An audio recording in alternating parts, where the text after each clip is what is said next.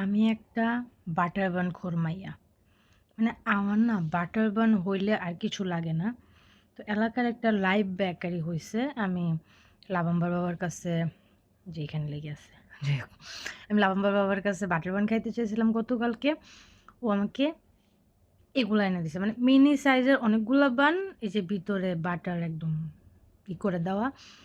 আজকে আমি আবার বলছি যে আমার কালকের বাটার বানটা ভালো লাগছে, আমাকে এনে দেন। তো সে আমাকে রাত্রে 11টা বাজে, ঠিক আছে, দেখাচ্ছি, রাইট, এই যে এখানে এক প্যাকেট খুলছি আর এই যে আরেক প্যাকেট, মানে হুদাই এতগুলা বাটার বান সে আমাকে এনে দিছে রাত্রে 11টা বাজে। মানে এই রাত্রে কি আমি বসে বসে বাটার বান খাবো?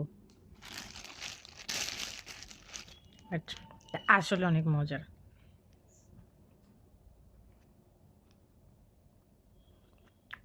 এটা আমি ছোটোর থেকে এই পর্যন্ত আমার কেউ যদি মানে বাটার বানের কথা বলে, আমার বাটার বান হইলে আর কিচ্ছু লাগে না। আমি খাইতাম লোকাল বেকারির যেই বাটার বানগুলা, ওগুলা পরবর্তীতে দেখা গেছে বিভিন্ন যে কেক শপগুলো থাকে আমাদের, বেশিরভাগ খাওয়া হয় টেস্টি ট্রিট। আর আমাদের বাড়ির কাছে আল আল অ্যারাবিয়ান, কথা আসতেছে, আল অ্যারাবিয়ান, এই দুটাটা বেশি খাওয়া হয়। এছাড়াও দেখা যায় যে বেকারি বাটার বানগুলো আসে, কিন্তু এটা জোস, মানে এটার টেস্ট আর ওই যে আমরা টেস্টি ট্রিটের যে বাটার বানটা খাই ওটার টেস্ট প্রায় একই, জোস। আর আমার এই ফোক ইন লুক ইগনোর করবো।